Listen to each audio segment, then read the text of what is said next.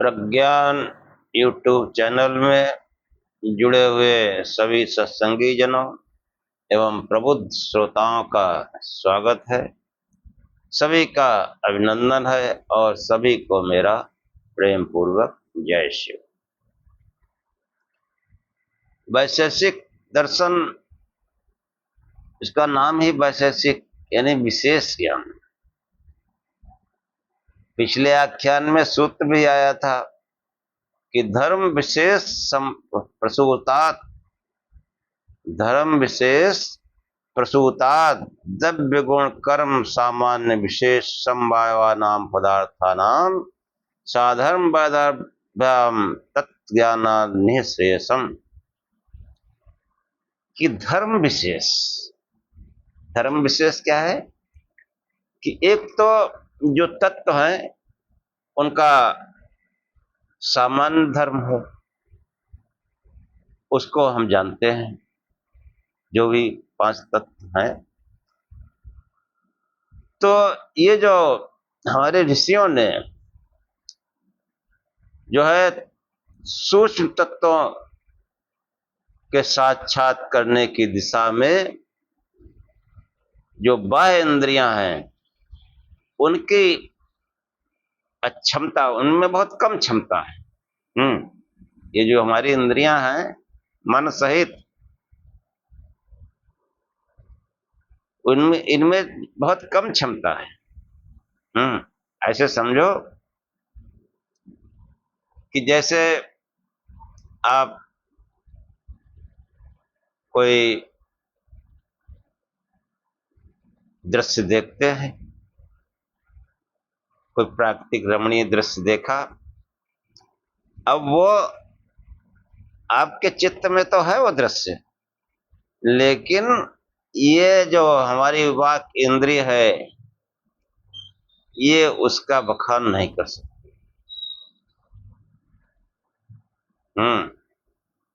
वो तमाम तरह से बताएगा, ऐसे पर्वत हैं, हरे हरे पौधे हैं, ऐसे फूल हैं, लेकिन उसका जो है पूर्ण रूप से बखान नहीं कर सकती। तो ये जो है इंद्रियों की अक्षमता को ऋषियों ने समझा। जैसे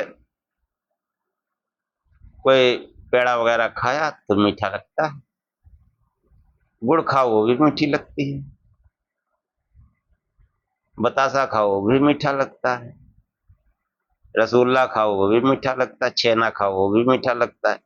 लेकिन इनके मिठास में जो अंतर है उसको कैसे बताएंगे? मीठा होता है, ज्यादा कहोगे रसदार है, तरावट है, तो रसदार तो बहुत वस्तु होती है, बहुत सी चीजों में तरावट होती है, मीठी भी होती है। तो ये जो है, ये जो बाह्य इंद्रियां हमारी हैं, इनमें जो है ये ज्ञान के लिए जो है ये अक्षम है, और उनके मतलब जो है जो सूक्ष्म तत्व हैं उनको साक्षात्कार करने की दिशा में जो है जब बाह्य इंद्रियां जो है उनकी अक्षमता देखा तो उनके साक्षात्कार के अन्य उपाय ढूंढे।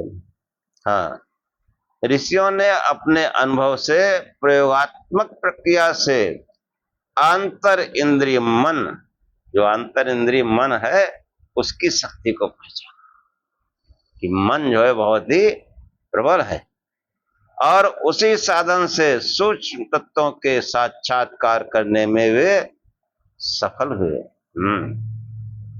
हुए। मानसिक शक्तियों के साथ लेने पर आत्मा एक दिव्य प्रतिभा संपन्न हो जाता है।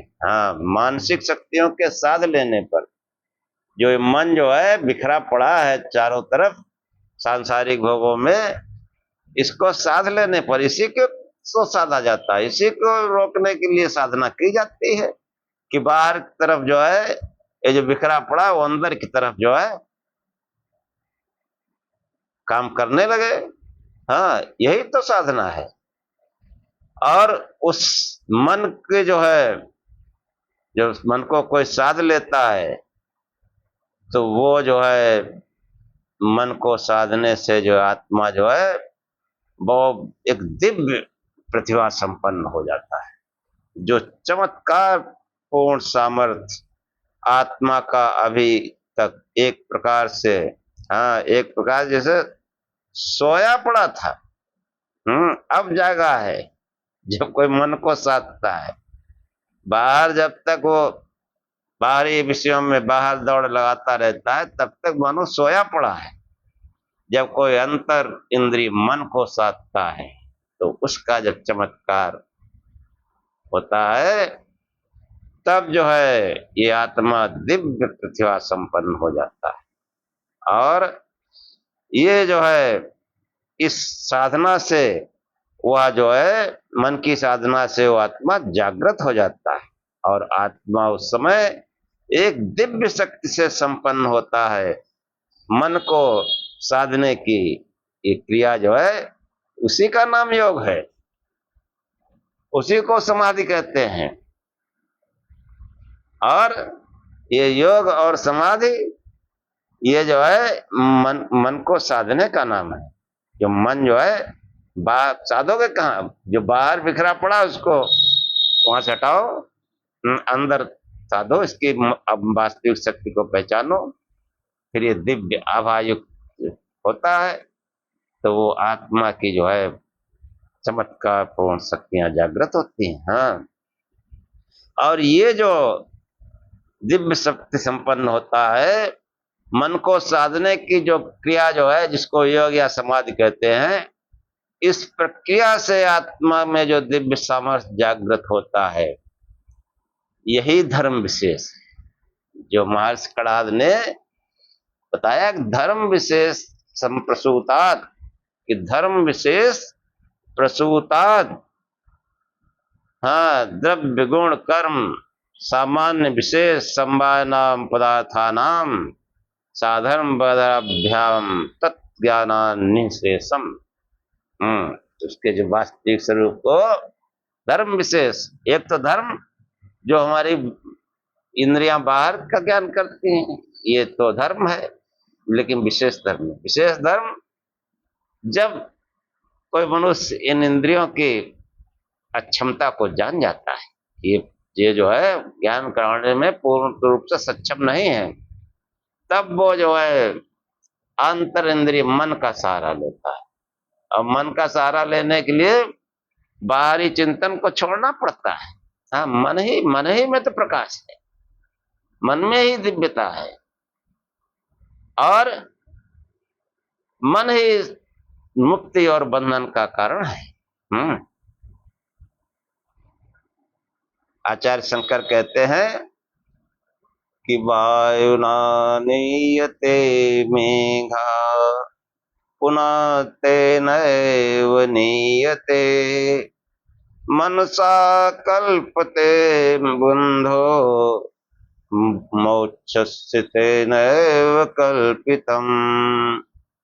कि जैसे वायु जो है के द्वारा मेघ लाया जाता है और वायु ही उसको उड़ा ले जाती है, ऐसे ही मन ही जो है बंधन की कल्पना करता है और मन से ही मोक्ष होता है। तो हमारे ऋषियों ने जो ये बाह्य पदार्थ हैं, जो हमारी इंद्रियां हैं, जो ये तत्व हैं, इनके जो है जो सामान्य धर्म को जब जाना, तो अभ्युदय तो हुआ, लेकिन निःश्रेयस के लिए उन्होंने जाना कि निःश्रेयस के लिए ये जो बाह्य इंद्रियां हैं, ये सक्षम नहीं है, ये तत्व ज्ञान के वास्तविक स्वरूप को नहीं बता सकती। उस वास्तविक स्वरूप को जानने के लिए उन्होंने फिर अंतर इंद्रिय का सहारा लिया। ये है धर्म विशेष।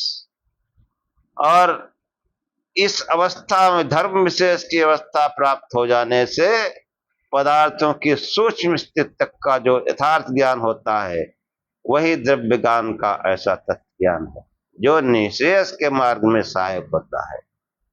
इसी तथ्य को सूत्र में धर्म विशेष प्रसूतात् तत्ज्ञानात् निशेषम। कि जो है इन पदों से जो है ये इनका संकेत इसी बात से है। हाँ, और वो जो तत्व हैं तो उन द्रव्यों को जो है नव द्रव्य बताए। पृथ्वी, जल, वायु, तेज, आकाश, काल, दिव्यात्मा और मन, ये जो है द्रव्य बताए। और ये पिछले आख्यान में ही यहाँ तक बात हो चुकी थी। उसको थोड़ा और स्पष्ट करने के लिए कि कैसे तत्व ज्ञान के द्वारा अभ्युदय और मोक्ष, हाँ, वो धर्म को जानने से अभ्युदय होता है और धर्म विशेष को जानने से निश्रेयस होता है। ये यहाँ पर बताने का प्रयत्न किया गया और इसके अनंतर आज के आख्यान में आगे चर्चा करते हैं।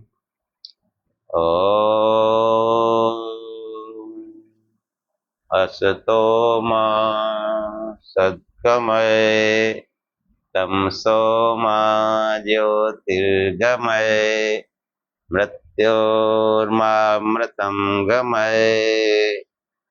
हे परम गुरु परमात्मा, हमें असत्य से सत्य की ओर ले चलो, अंधकार से प्रकाश की ओर ले चलो तथा मृत्यु से अमरता की ओर ले चलो। पदार्थों की गणना, जो 9 पदार्थ बताए गए, तो गणना में द्रव्य के अनंतर, हाँ, जो 9 द्रव्य हैं उनके गुण का भी निर्देश किया गया है कि जो है शिष्यों की जिज्ञासा होने पर गुण का विभाग बताने के लिए महर्षि कणाद कहते हैं, सूत्र आया है कि रूप, रस, गंध, स्पर्शा, संख्या, परिमाणान पृथक्त्वम संयोग विभागो तत्त्वा परत्वे बुद्धया सुख दुखे इच्छा द्वेषो प्रयत्नाश्च गुणा। कि वो जो है रूप, रस, गंध, स्पर्श, संख्याएं, परिणाम, परिमाण, पृथकत्व, संयोग, परत्व यानी दूर होना और अपरत समीप होना, बुद्धियां सुख और दुख, इच्छा और द्वेष, प्रयत्न, ये सब जो है इनके गुण हैं। जो पिछले जो 9 द्रव्य बताए गए उनके ये गुण बताए गए कि रूप, रस आदि 17 गुण सूत्रकार ने पढ़ दिए। इस सूत्र में 17 गुण है। रूप, रस, गंध, स्पर्श, संख्या, परिमाणान पृथक्त्वम, संयोग, विभाग, परतत्वा, परत्वे, बुद्धया सुख दुखे इच्छा द्वेष प्रयत्नाश्च गुणा। कि जो है कि रूप, रस आदि 17 गुण सूत्रकार ने पढ़ दिए। लोक प्रसिद्ध अन्य 7 गुणों का निर्देश सूत्र पठित च पद से किया गया है। प्रयत्नाश्च,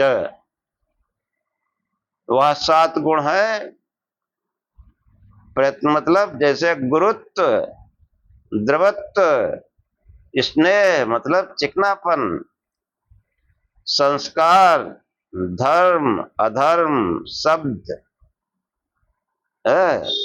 और गुरुत्व भारीपन, द्रवत्व यानी पिघलापन, स्नेह यानी बिखरे पदार्थ या द्रव्य को पिंड रूप बना देने की क्षमता।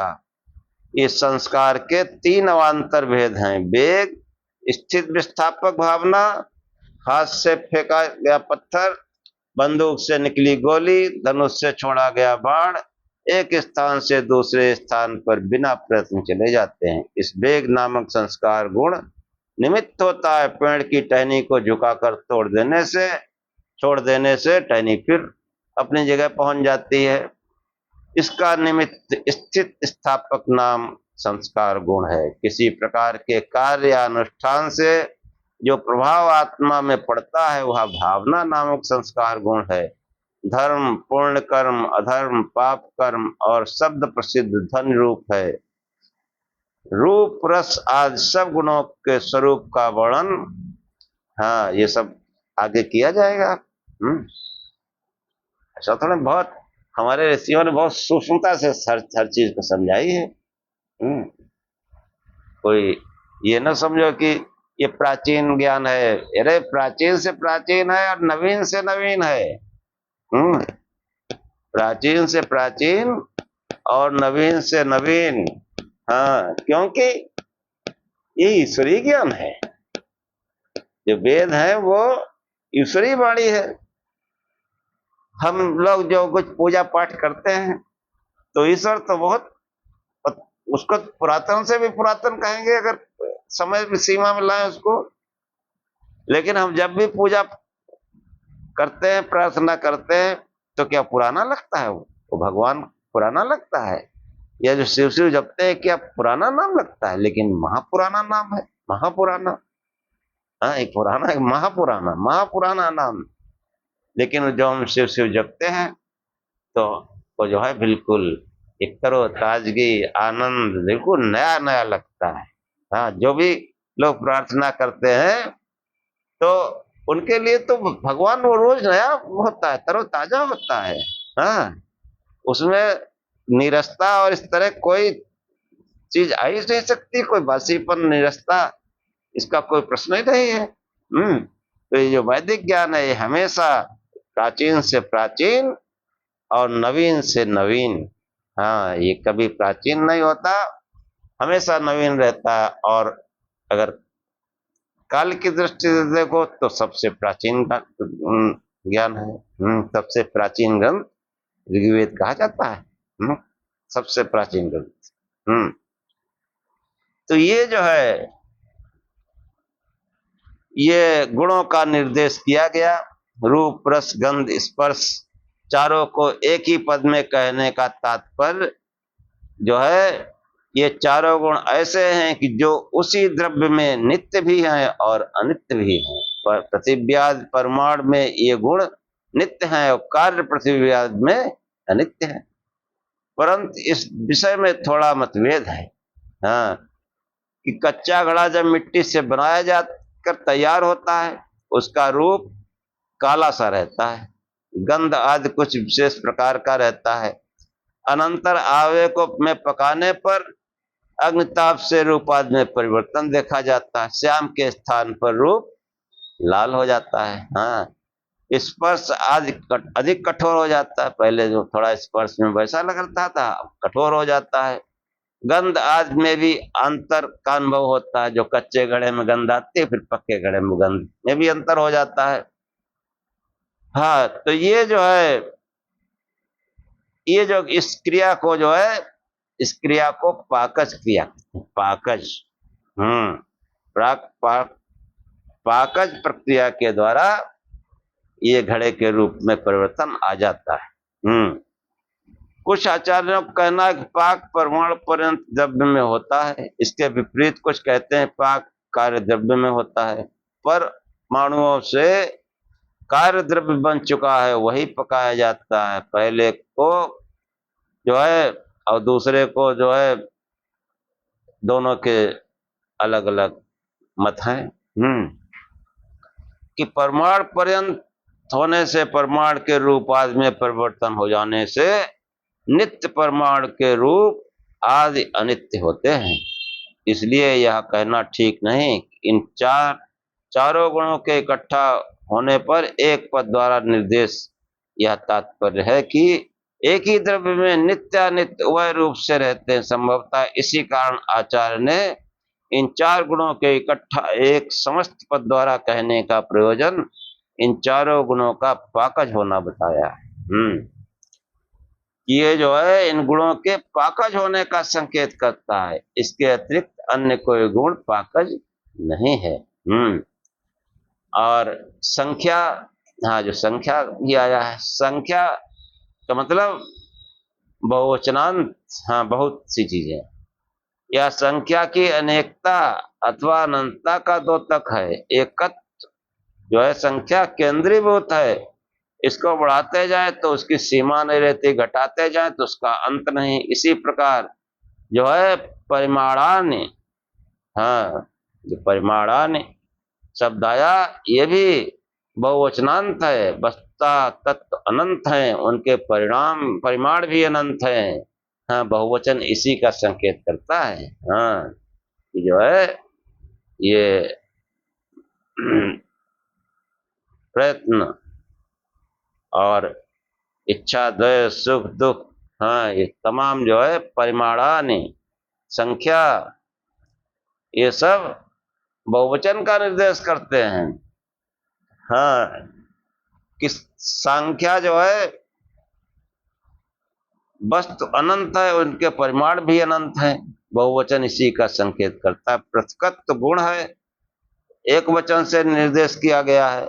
चाहे पृथकत्व दो का कहा जाए अथवा अधिक का, पृथकत्व के स्वरूप में कहीं कोई अंतर नहीं रहता।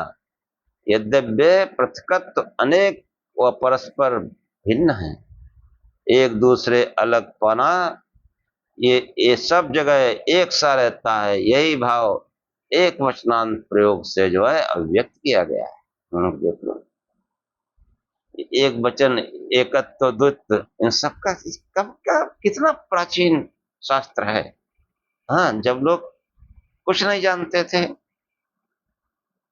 हाँ, ये यूरोप अमेरिका जो इतना संपन्न कहा जाता है, जंगल में रहते,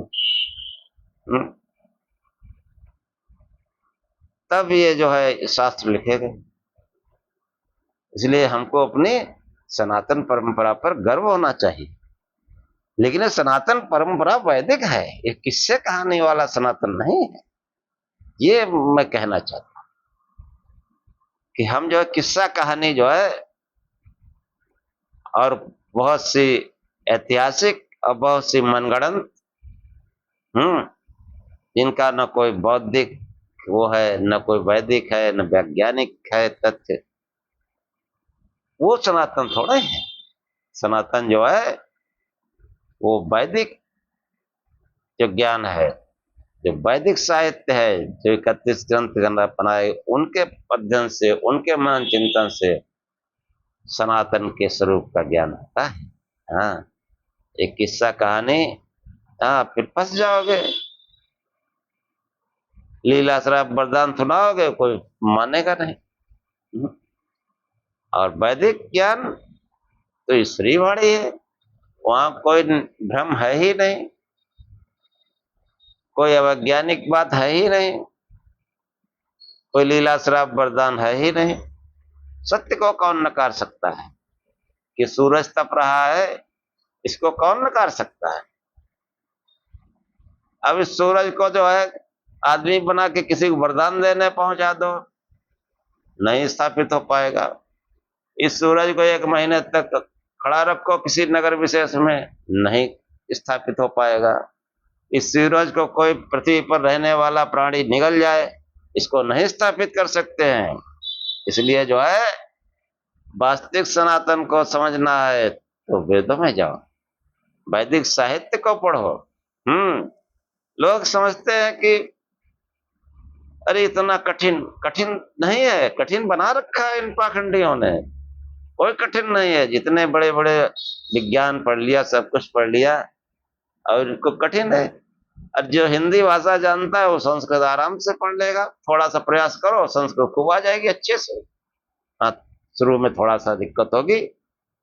अब उदाहरण में सामने बैठा, मैं विज्ञान का छात्र हूँ, और विज्ञान में तो सब ज्यादातर इंग्लिश मीडियम पढ़ाई होती है, लेकिन हिंदी तुम्हारी मातृभाषा है और संस्कृत से विकसित हुई है हिंदी। तो जो हिंदी वाले सब अक्षर जो है वही उसमें है, और हर संस्कृत की पुस्तक में शब्दार्थ लिखा रहता है, भावार्थ लिखा रहता है। लेकिन हमारा रुझान उधर नहीं है। क्यों? कि हमारी शिक्षा पद्धति ही है वो जान में काले वाली। ऋषियों का तो रखा नहीं गया, लेकिन हमारा जो डीएनए है वो ऋषियों वाला है। जब हम अपने जो है वैदिक साहित्य की तरफ बढ़ेंगे तो फिर जो है वो विशेष ज्ञान, विशेष ज्ञान और सनातन के वास्तविक स्वरूप को जानेंगे। फिर हमको कोई हिला नहीं सकता, कोई नहीं हिला सकता। और किस्से कहानी वाला सनातन इसमें तो चुप हो जाओगे, फिर लीले कह के पीछा छुड़ाओगे, शराब कह के पीछा छुड़ाओगे। तो ये जो है हमारे कहने का तात्पर्य है कि जो है ये जो द्रव्य हैं और उनके जो गुण हैं उनको जो है महर्षि कणाद ने जो है बहुत कायदे से, हाँ, बहुत सूक्ष्मता से, विशेषता से, इसीलिए इसका नाम वैशेषिक है, हाँ, कि व्यावहारिक स्थिति को लक्ष्य कर भोक्ता के नैसर्गिक व्यवहार को महत्व देते हुए इन गुणों का जो है कणाद ऋषि ने निर्देश किया। अन्य प्रवृत्ति निमित्तों की उपेक्षा की। हाँ, जब प्राणी जन्म के अनंतर सर्वप्रथम आंखें खोलता है तो रूपवान पदार्थ समुदाय ही उसको अपने सामने दिखाई देता है। कुछ काल के अनंतर वह क्षुधा से पीड़ित हो जाता है तो उसको रस का ज्ञान हो जाता है, हाँ, रस का आनंद लेता है।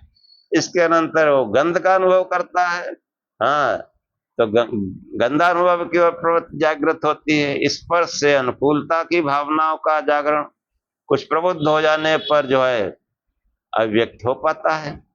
संभवतः इस नैसर्गिक व्यवहार की भावनाओं को लक्ष्य करने के कारण गुणों को उक्त क्रम का निर्देश किया गया है। और शिष्यों की जिज्ञासा होने पर सूत्रकार गुण विभाग के अनंतर जो क्रम प्राप्त कर्म है उनके विभाग को, हाँ, ये गुण हो गए, अब कर्म विभाग, कि वो जो पिछले सूत्र में बताया गया ना कि समवाय कर्ण साधर्म वधर्म, हाँ, ये जो विभाग बताए गए ये सब आगे एक एक करके स्पष्ट किए हैं। पहले सूत्र में गणना कर दी, अब उनको एक एक करके विशेष रूप से समझाया गया है कि देखो कर्म विभाग क्या है इनके द्रव्यों के। उत्क्षेपण, अवक्षेपण, आकुंचन, प्रसारण, गमन मिति कर्माणि, कि जो है उत्क्षेपणम मतलब ऊपर को उठाना या फेंकना, कोई चीज हम ऊपर फेंक देते हैं या उठा देते हैं। अवक्षेपण नीचे गिराना, आकुंचन मतलब सिकुड़ना या सिकोड़ना, प्रसारणम मतलब फैलाना या फैलना, कोई चीज अपने आप फैल जाती है, किसी चीज को हम फैला देते हैं, कोई चीज अपने आप ऊपर उठ जाती है, कोई चीज हम फेंकते हैं ऊपर, हाँ, कोई चीज अपने आप नीचे गिर जाती है, हाँ, नीचे गिर जाती है, कुछ गिरा दी जाती है, हाँ, कि जैसे आम है तो आम अपने आप पककर गिर जाता है, और नहीं तो फिर आदमी जो है वो अपने आप उसको तोड़ के गिरा देता है नीचे। तो ये सब क्रियाएं जो है ये कर्म है। उत्क्षेपण, उत्क्षेपणम, अवक्षेपणम, आकुंचनम, प्रसारणम, गमनम मिति, हाँ, और गमन, गमन मतलब ये सब प्रकार की सामान्य क्रियाएं, ये इतने कर्म कि अन्न आदि या अन्य किसी वस्तु को कूटने के अवसर पर व्यक्ति मूसल का दुर्मट को ऊपर उठाता है, हाँ, कूटता है, पीसता है। यहाँ पहले आत्मा में इच्छा उत्पन्न होती है कि मैं इसे उठाऊं, हाँ, मूसल या दुर्मट उठाया, क्योंकि ये प्राचीन काल में लिखा हुआ है, और अब तो भाई क्या क्या सिस्टम बन गया है, लेकिन है वही, हाँ, कि जो धान का चूरा बनाया जाता है तो उसको कूटा ही जाता है, दूसरा कोई उपाय नहीं, वो मशीन लग गई, लेकिन करना वही पड़ता है। यहाँ पहले आत्मा में इच्छा उत्पन्न होती है कि मैं इसे उठाऊं, इच्छा से आत्मा में प्रयत्न उत्पन्न होता है, और प्रयत्न से प्रेरित हाथ ऊपर को उठता है।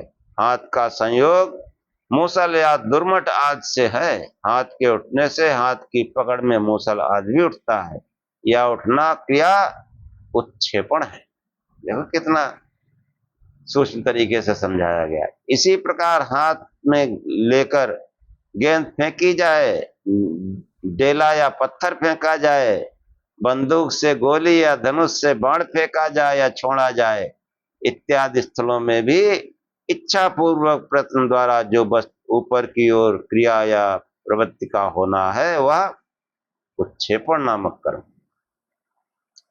अब जो है ऊपर जहां तक संभव है ले जाने के अनंतर जब हाथ में पकड़े हुए मूसल को नीचे की ओर लाने की इच्छा होती है तब प्रयत्न पूर्वक नीचे लाते हुए मूसल से निम्न स्थित वस्तु में चोट दी जाती है। प्रयत्न पूर्वक नीचे की लाने की क्रिया जो है ये अवक्षेपण है। नीचे कोई चीज लाए, यदि मूसल को ऊपर उठाकर वहीं छोड़ दिया जाए तो वो नीचे अवश्य गिरेगा, पर नीचे की ओर आने वाली इस क्रिया का नाम अवक्षेपण न होकर सामान्य गति या क्रिया होगा। वहां इच्छा पूर्वक प्रयत्न का उपयोग नहीं किया गया। कि इच्छा से भी होता है, अनिच्छा से भी होता है, अपने आप प्राकृतिक रूप से भी होता है।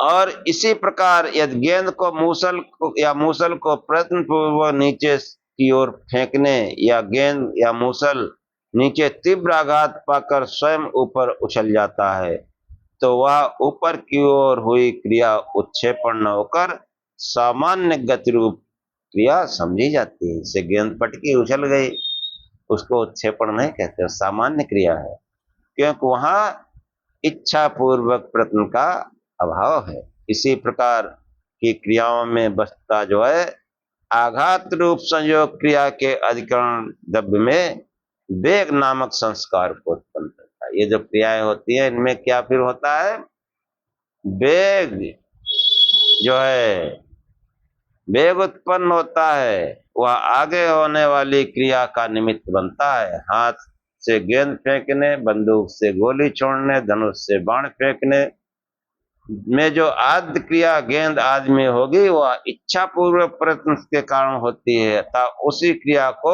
उत्क्षेपण नामक कर्म कहना उचित है। यद्यपि प्रत्येक क्रिया के आरंभ होने से इच्छा पूर्वक प्रयत्न का होना अपेक्षित रहता है, पर उत्क्षेपण व अवक्षेपण नियत दिग्देश में होने वाली क्रिया के कारण इनका अपना स्वतंत्र अस्तित्व है। बहुत सी चीजें जो है तो नियत देश में होती है, इनका जो है अपना स्वतंत्र अस्तित्व है, अर्थात इन्हें सामान्य क्रिया में नहीं गिना जाता है, इनका सामान्य गति नामक कर्म में जो है समावेश नहीं होता। ऐसे ही अगला है आकुंचन, सिकुड़ना। हाँ, एक लंबी चौड़ी चादर या किसी भी वस्त्र आदि को इधर उधर से तय करके छोटे आकार में कर दिया जाता है। इस स्थिति में लाने के लिए वस्त्र आदि की जो क्रिया है वह आकुंचन नामक कर्म है। इसी प्रकार सिकुड़ने वाली कोई वस्तु अपने अवयवों के संयोग से बनती है, वह अवयवों का परस्पर संयोग उस द्रव्य का आरंभक अर्थात उत्पादक होता है। द्रव्य के आकुंचन कर्म में भी अवयवों का संयोग अवश्य होता है, पर वह संयोग द्रव्य आरंभक नहीं है। इसीलिए यह कहा जा सकता है किसी द्रव्य के अवयवों का परस्पर द्रव्यानारंभक संयोग उस द्रव्य में आकुंचन नामक कर्म का बोधक। आरंभक थोड़ा है, कोई बनी बनाई चीज है उसको हमने समेट दिया, सिकोड़ दिया, ये आकुंचन क्रिया है। और प्रसारण वह कर्म है जिसके द्वारा अनारंभक संयोग से हटा दिया जाता है। कि वस्तु का जो है फैलाव को जो है थोड़े प्रदेश में सीमित कर देने वाली क्रिया आकुंचन तथा उसको पहली अवस्था में लाने वाली क्रिया का नाम प्रसारण है। ये चादर लपेटी रख दी तो आकुंचन हो गया, और उसको खोल के फिर फैला दिया तो प्रसारण हो गया। सिंह अपने लक्ष्य शिकार पर आक्रमण करने से पूर्व अपने शरीर को सिकोड़ता है, यह उसकी क्रिया आकुंचन कर्म की सीमा में आ जाती है। हाथ की मुट्ठी बांधना और खोलना भी आकुंचन और प्रसारण, आकुंचन और प्रसारण है। और फिर है गमन कि उत्क्षेपण, अवक्षेपण, आकुंचन, प्रसारण और गमन, ये 5 प्रकार के कर्म कहे। तो गमन जो है कि उत्क्षेपण आदि से अतिरिक्त समस्त क्रियाओं का ग्रहण हो जाता है। गमन में इन सब क्रियाओं का जो है, चाहे वो आकुंचन हो, चाहे प्रसारण हो, प्रक्षेपण हो, आकुंचन हो, इन सब में जो है वो गति होती है। तो ये जो द्रव्य समुदाय में साधारण से होती रहती है, भ्रमण यानी चाक या पहिए आदि का घूमना, रेचन मलमूत्र आदि का परित्याग करना, स्पंदन जल आदि द्रव्य पदार्थों का निरंतर बहना, ऊर्ध्व ज्वलन अग्नि आदि का लौ या ज्वाला के रूप में ऊपर की ओर गति करना आदि विविध प्रकार की समस्त क्रियाओं का समावेश गमन नामक पांचवें कर्म में हो जाता है। निष्क्रमण और प्रवेशन में भी इस कर्म के अंतर्गत आ जाते हैं। घर में एक कमरे से निकलना, दूसरे में प्रवेश करना, यह सामान्य गमन कर्म की दिशा है। इस निष्क्रमण और प्रवेशन नामक के कर्म के अतिरिक्त नहीं, एक ही गमन कर्म प्रकोष्ठ भिन्न भिन्न होने के कारण निष्क्रमण और प्रवेशन कहा जाता है। ये जो है, ये 5 प्रकार के कर्म जो द्रव्य हैं उनके कर्म बताए गए हैं। और ये जो है